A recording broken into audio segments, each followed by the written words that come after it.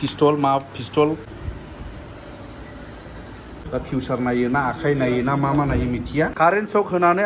माने half date ओमफ्राय नैबेनि खालि उन्दुनायल' नै खुलुमबाय लोगोफोर welcome to Bodoland therapy centre Kokrajhar ब्रादार थुब्लाव ब्रह्मआ मोनसे स्पेशल कर्स लानानै थेरापिनि खामानि होगासिनो दङ गोबाव समनिफ्रायनो बर'फोरनि गेजेराव बेनो सासे फार्स्ट बड'लेण्डनि थेरापिस्ट बिथांमोन दा बिथाङा बेबायदिनो बै समाव काजलगाव एरिया चिरां डिस्ट्रिक्टआव होदोंमोन दा क'क्राझाराव शिफ्ट जाबाय दा नैबे क'क्राझारनि बे बिथांनि थेरापिस्टआ माबायदि आपग्रेड जाखो माबायदि इकुइपमेन्ट्सफोरखौ बिथाङा दिनै लाबोखो गावनि सेन्टाराव नोंथांमोना क्लियारलि डिटेल्स विथ एक्सपिरियेन्स नोंथांमोना आं होनो थांगासिनो दं लेट्स स्टार्ट द भिडिअ सिदायै लोगोफोर नैबेखौ आं ब्लग भिडिअ खालामासै जास्ट नोंथांमोनहा इम्परटेन्ट इनफरमेसनखौ होनोल' आङो नैबे भिडिअखौ खालामनायखाय आङो सिदायै जागायबाय नैबे गेटनिफ्राय दा नोंथांमोना उनाव गाहायाव नुगोन नैबे बिल्डिंआवनो बैयाव बड'लेण्ड थेरापिस्ट सेन्टार दा बेयाव सिङाव माबायदि नंगौ माबायदि नङा जोङो हाबलांनानै नायहैनि लेट्स गो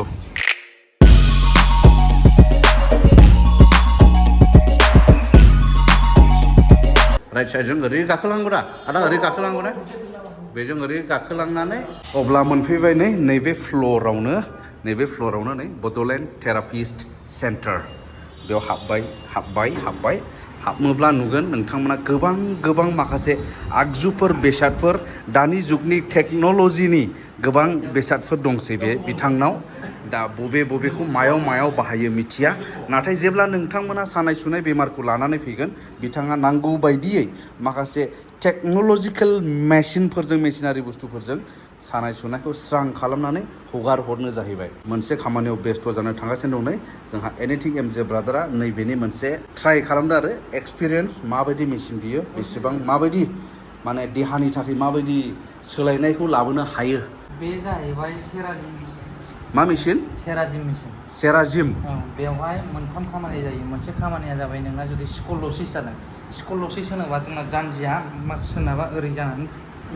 थाबायो खायलें बे मानसिखौ बेवहाय सिदा खालामो आरो 2 नाम्बारा जाहैबाय जायना बेगआ कमप्लिटलि नैबे माबानिफ्राय नेकनिफ्राय लानानै बेगसिम सायो आरोना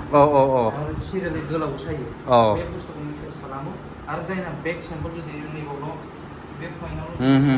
बेयाव बेनि थाखायबो आरो बेगाव थायो बेनि थाखायबो आरोना कमप्लिटलि बेखौ माबानानै ओरै नारखोनानै आराम रल खालामनानै नाबोयो आरो बे बुस्थुआ आदसा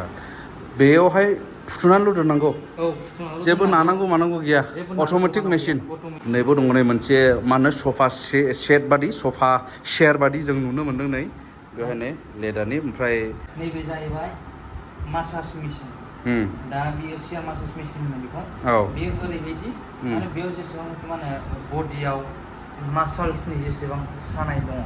जोंना मासल्स रिलेक्स खालामनायनि थाखाय जोङो नैबाव फुथुनाय जायो बेयाव नैबे फुटखौ रिलेक्स खालामो आथिं दोनग्रा बेयाव आथिंखौ सोनानै रिलेक्स खालामगोन ओमफ्राय नैबावहाय नैबे फेन्दानि मोदोमखौ रिलेक्स खालामगोन मथा मथि हल बडि जेसेबांनाखि मासल्स दङ टिस्युसनिफ्राय लानानै मासल्स कमप्लिटलि बेखौ रिलेक्स खालामगोन आरो नैबाव आदसा बेयो जाहैबाय नै हल बडि मासाज मेसिननो बेखौ बबेनिफ्राय लाबोआ नों बे जाहैबाय एर'फिट कम्पानिनि बेखौ अर्डार खालामनो आदसा पुनेनिफ्राय बेसेबां बेनि बेसेना 3,50,000 बा 3,50,000 माने 3.5 लाख मेसिन नै दा मोनसेबाव मेसिन मासाज मेसिनजों बांसिनानो खारन बेवहाय मासाजनि ट्रिटमेन्टआनो मेन माने उन्दुग्रा बिसिना बे नर्माल ना माबा मोनसे बेयो मेसिन दङ बे बिसिनाया सिम्पोल बिसिना नङा बियो ओमफ्राय माबा गोदोनाखौ बोफ्लावोनो नै दा नैबे मेसिनावहाय नैबे आदाखौ फुथुनानै दोनबाय नै जास्ट फर एक्सपेरिमेन्ट दा नैबे मेसिना जाहैबाय ट्रेक्सन मेसिन जोंना गोदोनानि सानाय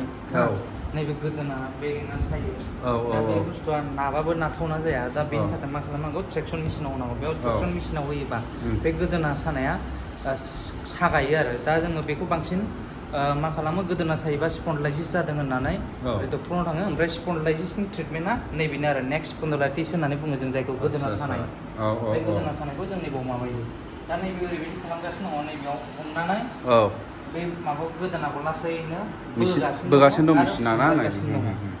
बेलाय नै ओरै बोगासिनो दं आरो नै आराम बेलाय गुरै आरोना बुंनो थाङोब्ला बे माने सिस्टेमाव सेटिं खालामखानाय नालाय मानसिनि आखाइनिफ्राय साबसिन पारफेक्ट माबाया फैयो बेयाव खामानिया ने नंगौना नङा नंगौ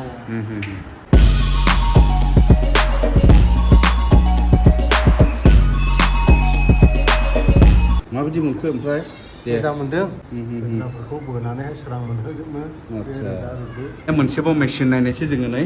दा आखाइ होनानै नायग्रा मोनसे मेसिनजों दा फिउचार नायो ना आखाइ नायो ना मा नायो मिथिया दा नैबे बिथाङानो खिन्थागोन जोंनोहाय जोङो इयुनखौ नायना दिन्थियो ना देहानि माबा मोनसे दिन्थियो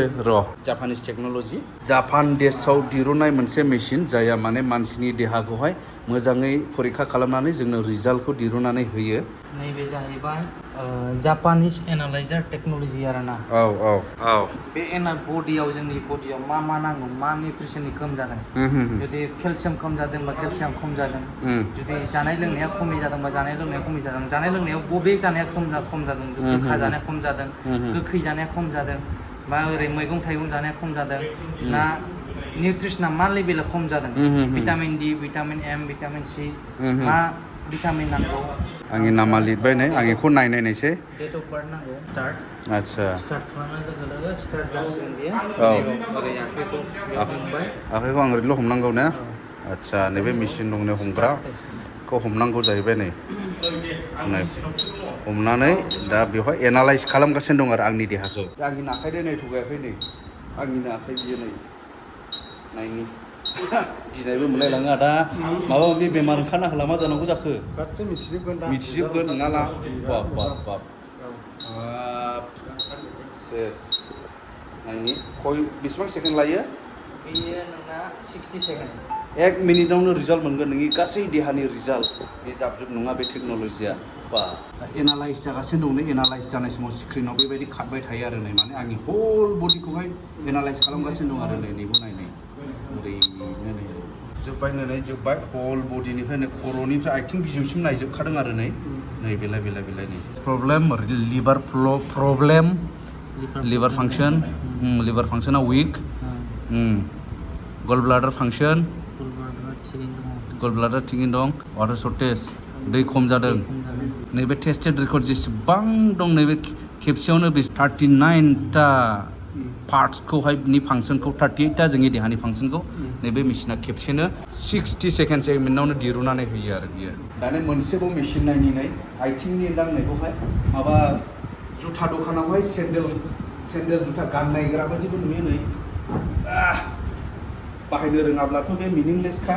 दा नायनि आदसा इदि दा बेबायदि सोबायनो नै बेनि फांसना मा दं मिथिया खिन्थु वाव नै स्क्रिप्ट जोब्बाय आथिं आथोन बेनि बेनिफिटआ मा बेनि बेनिफिटआ जाहैबाय जोंना मा जायो सोरबा डायबेटिस गोनांफ्रा डायबेटिस गैयिजा जोंनि नैबे गाग्रा थालोआव माबा जायो मिजौग्रा जायो आथिं थारखायाव मिजौग्रा जायो बोरैबा लानो सुखुयै गदा मोनो बेफोरबायदिनि थाखाय बेजों मासाज खालामनाय जायो आरो होमबा बे मिजौनाय बा ओरै गदा मोननाय बिसोर खारगोन सिङावहाय माबा ओरै स्क्रिप्ट जोबदोंमोन खिन्थु खुनु उसुबिदा गाज्रि मोनाखै माने आरामसो मोनदों आरो ना माने बे गथा नानानै होदों ओरैहाय सिङावहाय दा नै ओरै गथा माने बलफोर बायदि खारगासिनो दं आरो सिङावहाय ओरै आदैयावबो ओरै स्क्रिप्ट दं आरो नै ओरै बेनिफ्राय ओरैहाय मोनसे रुम दंबावो बे जाहैबाय मेनुवेल रुम माने बेवहाय माबाखौ मावो जाहैबाय माने फुथुनानै माखासे नानाय मानाय मासाजफोरा नैबेयाव जायो आरो नैबे खथायावहाय नै वाव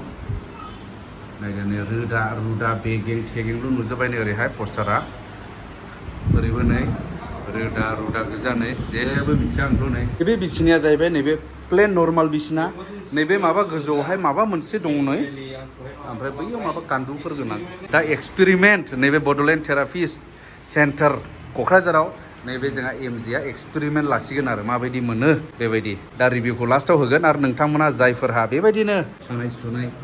जायो समाव बैसो जायाब्लाबो जायो सोरनावबा बैसो जानानै जायो बेवहाय इउ विल बि रिलिफ ओमफ्राय नैबाव माबानो बेखौ कारेन्ट सक होग्रोगोननो जाहाथे कारेन्ट सक होनानै माने हाफ डेट खालामनांगौ जाहैबाय मानसिखौ नङालै ओरैनोसो होनदों दा दे खोन्थादो मोजाङै एबार नैबे जाहैबाय बै नैबे थारा बै हा सिङावहाय फबनानै दोननाय एक हात ओमफ्राय बेबायदिनो स्टिलनि बुस्थुजों खोबनानै दोनदों आरो आरो नैबेखौ जुदि दा मेंग्रोमोना सोरबा सोरबा फैनानै गरमा गरमै नाजाफैयो नालाय दा बेनि थाखाय बडिया थान्दा जाग्रोनांगौ दा नैबे जाहैबाय बडि थान्दा जायो आरो बेखौ दांनानै 5 मिनिटसो थाहोबाय होमबा अट'मेटिक थाब सुयो आरो मोदोमा थाब सुयो आरो नर्मेलाव फैनाय लोगो लोगो बेखौ नानाय जायो दा बे जाहैबाय आर्ट थेरापि होननानै बुङो बेखौ आर्ट थेरापि नैबे आरो नै बेखौ दैनानै थालानो थाब मोदोमा गुसु जायो जाहैदों नै आर्ट थेरापिनो बियो येस आंलाय बेखौ माबा कारेन्ट सक होग्रा नामा साननानै गिबायमोन एमजेआबो गिदों दा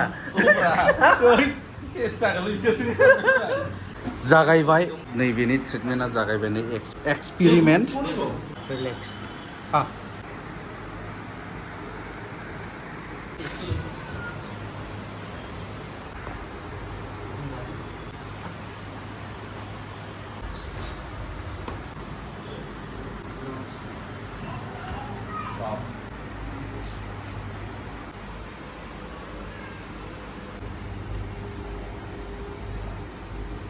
खोमाखौबो बेरहोगोन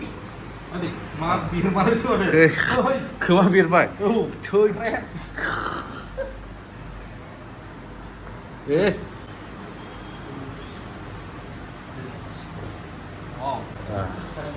सायाखै स्रां मोनबाय बिराद मोजां मोनो के फ्रेश बेरफोरैफ्राव बेरजोब्बाय माने बोरैजों मोनदों फ्रात फ्रिट एक्टिभ मोनो आरो ना सानफ्रामबो फैगोन नामा रायलाय खाथि बेनिफ्राय आं सिगां नोंथांमोननो दिन्थिदोंमोन नैबे मोनसे पिस्तल मा पिस्तल मिथिया माबा पिस्तल होनो ना माबा गावग्रा मा गान बन गान बेगें गावफायग्रा ना माथो नाफा जुदि चान्स मोना सानानै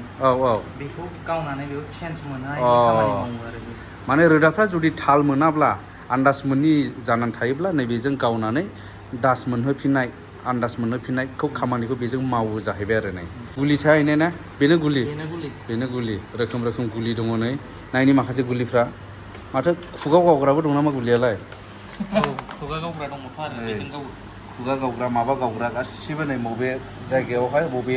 रोदायाव नांहोनांगौ रोखोम गुलि दङ नैबे गोरबोआव गावग्रा जानो हागौ नैबे जाबाय बड'लेण्ड थेरापिस्ट सेन्टार क'क्राझार बेयो just opposite to MRM hospital